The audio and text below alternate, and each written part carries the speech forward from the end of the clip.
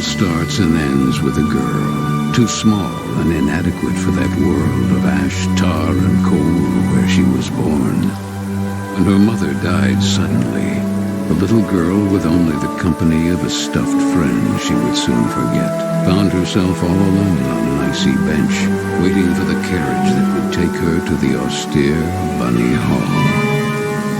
Luckily, even if that place turned out to be very hostile for her, there she met Carol, who like her was small and inadequate, so the little girl began to feel less alone, until, on a day like many others, Carol would leave Bunny Hall for good, so the little girl fell prey to despair again.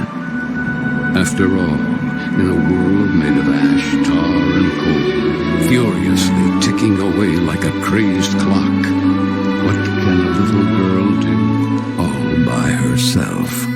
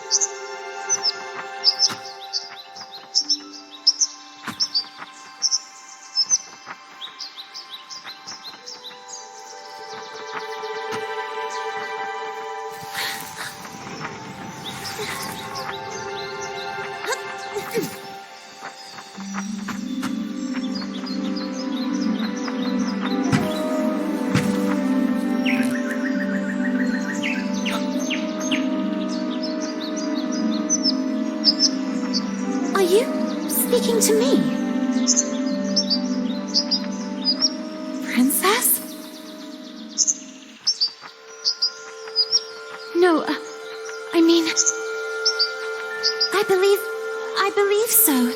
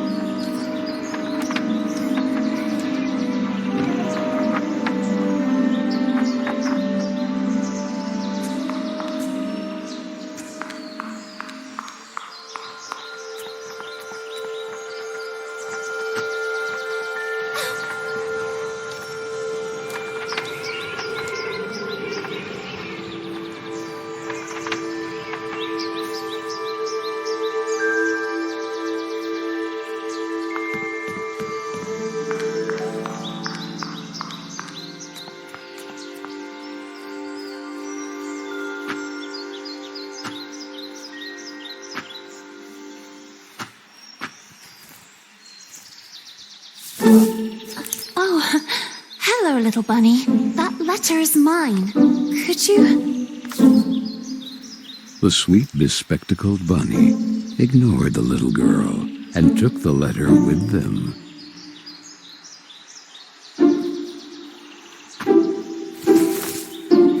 I beg you, would you be so kind as to give it back to me? The little girl began to get impatient.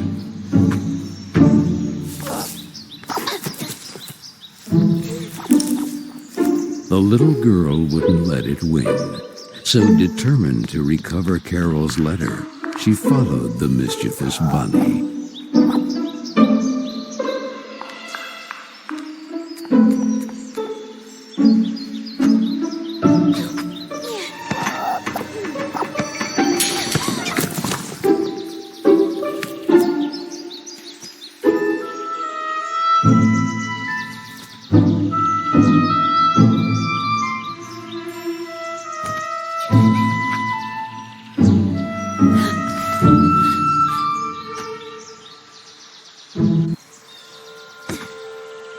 What place is this?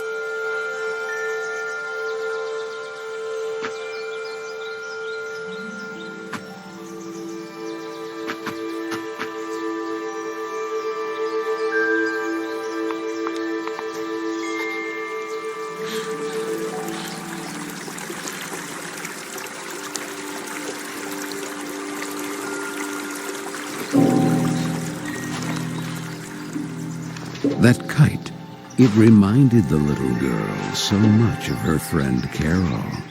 So free and graceful, yet tormented, as if by adverse currents, by the other girls at Bunny Hall. Oh, and who would you be? Have you perhaps seen a bespectacled bunny? Even the owl ignored her question and just stood there, staring at her, with those eyes, red like blood. But the little girl had no time to waste. She had to track down the bunny, and so she began to follow in its tracks.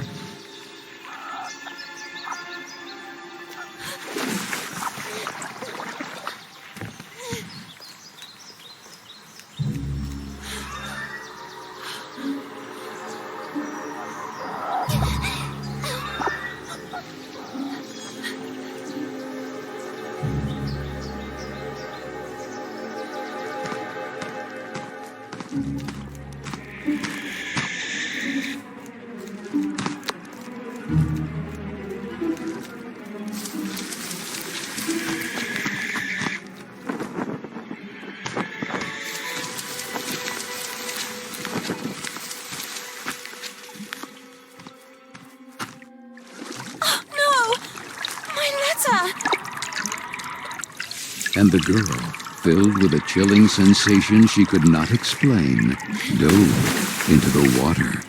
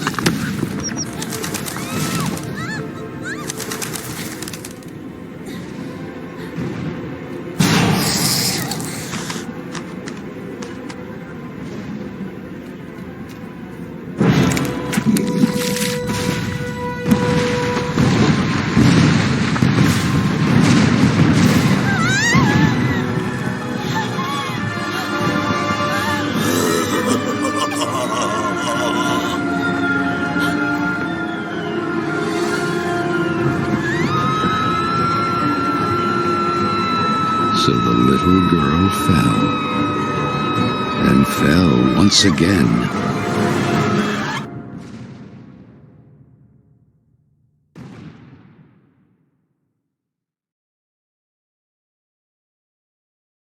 And while the man with the tar hat stood grinning, her thoughts drifted to that mysterious figure in the window of Bunny Hall, who silently stood watching her as she was swallowed up in her abyss.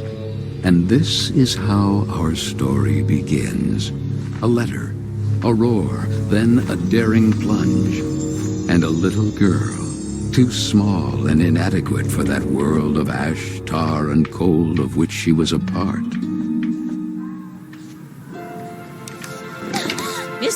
Benton!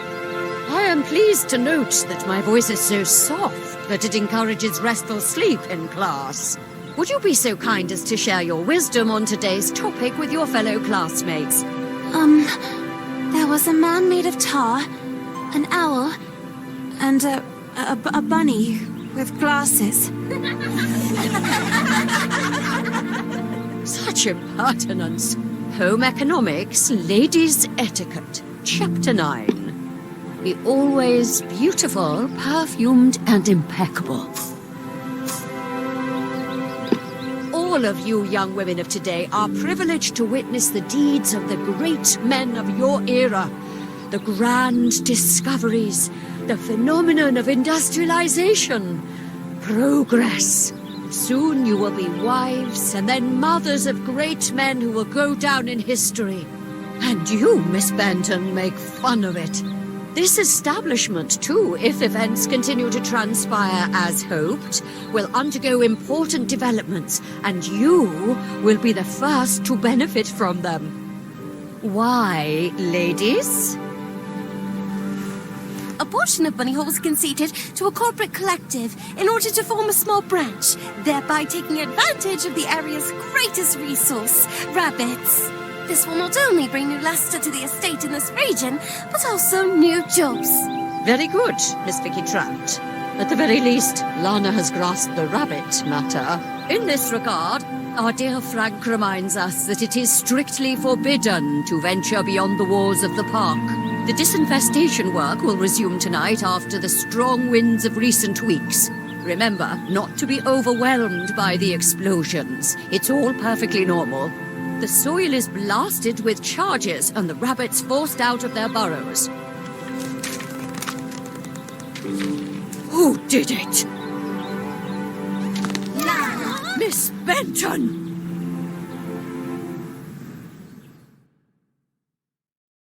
I'm weary of you, miss.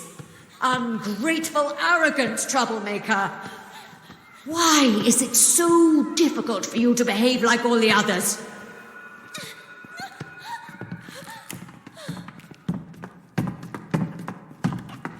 The clock is ticking furiously, and you are a woman now. Therefore, it is high time you learn to behave like one, or accept the consequences of your ridiculous transgressions. You will help Miss Mildred with the chores. When you are done, ring the bell, and you will be allowed to return to your accommodation. But until then, don't even dream of leaving this place. This, for the little girl, was now the norm. Targeted by Vicky and the other girls, or simply scolded by the matrons of Bunny Hall. Like Miss Hinman and her nauseating perfume. She constantly repeated herself sadly, "No, I don't want to grow up. I don't want time to flow furiously anymore. It would have been so nice instead to be able to take it back to when Carol was still there." It would be better to shed some light.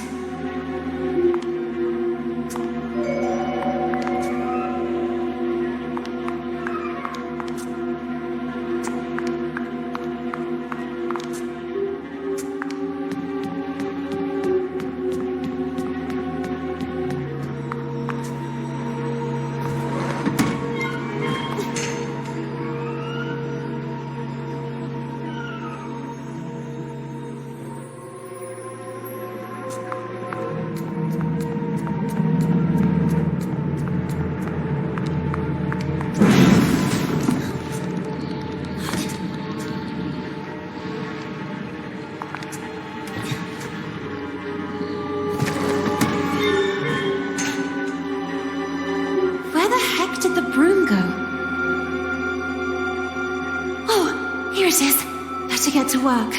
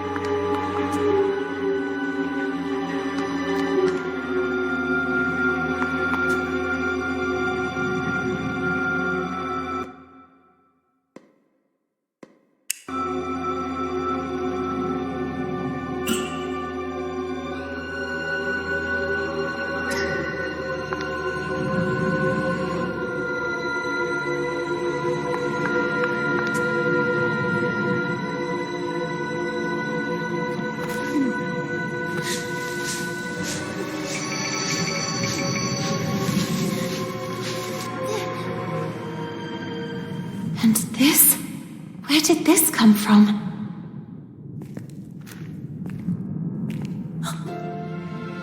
It looks like an old mailbox.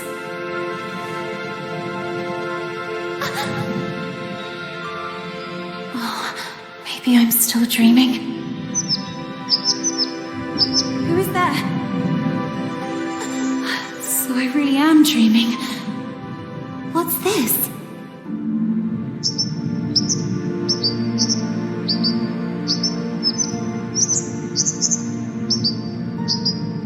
Carola?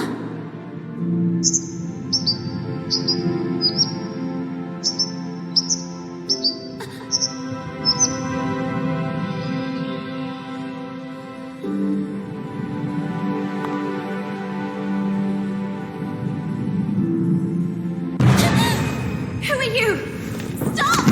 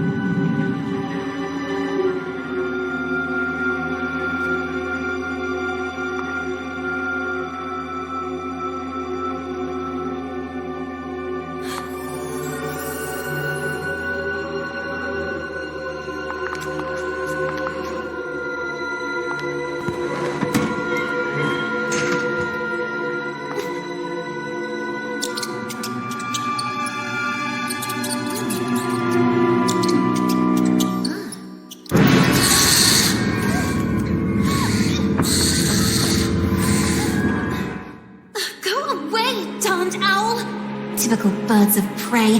They're greedy for mice and other small rodents. I wonder if I can use that to my advantage.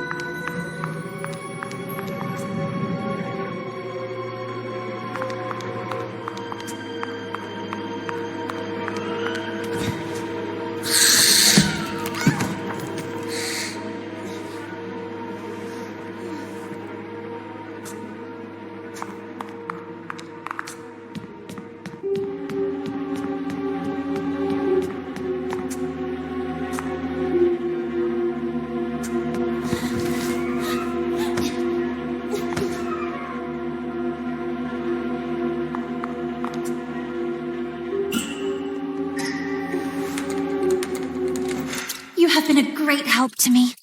Go. You're free.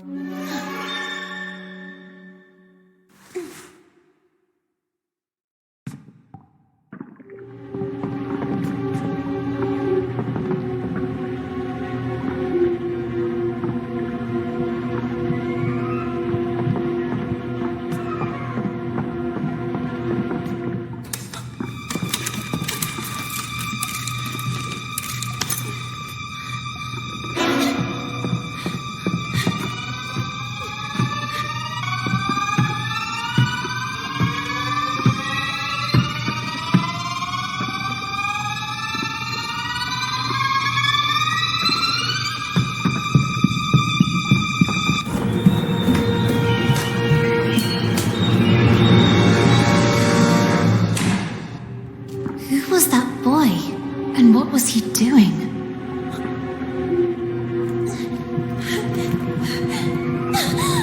A letter! Carol Simmons. It's from Carol. I can read her name. The flames barely touch it. I have to put out the fire before it's too late. The little girl began to wonder if it had been that mysterious boy who threw it into the flames. But why? What was he hiding? And above all, who was he? No! Why did you kill it?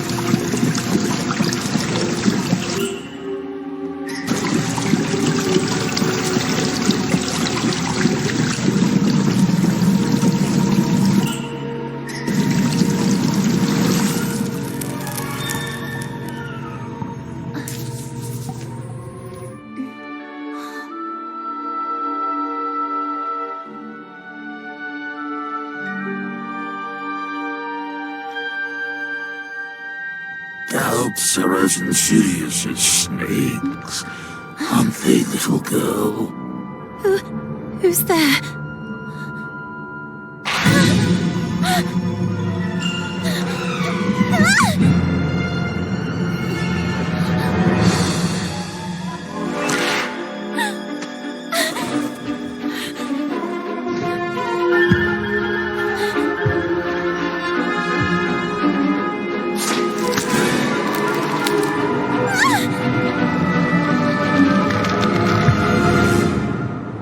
Princess of a rotten kingdom.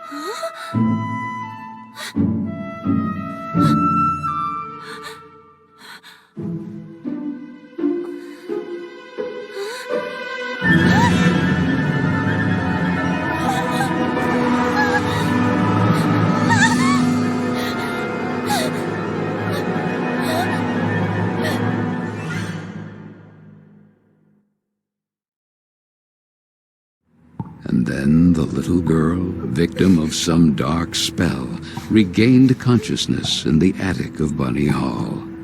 But this time it wasn't just a dream, and she was no longer human. Was it the work of that old man with the tar cylinder hat? Who was he? And why did he mean her such harm? Luckily, that nice gentleman in silver had rescued her. But what did all this have to do with her? And with Carol? Carol Simmons and that letter set on fire. Had she really run away? Then she looked around and remembered that place. The attic with the kitchen. All the girls were terrified of that place. But this time, Carol wouldn't be with her.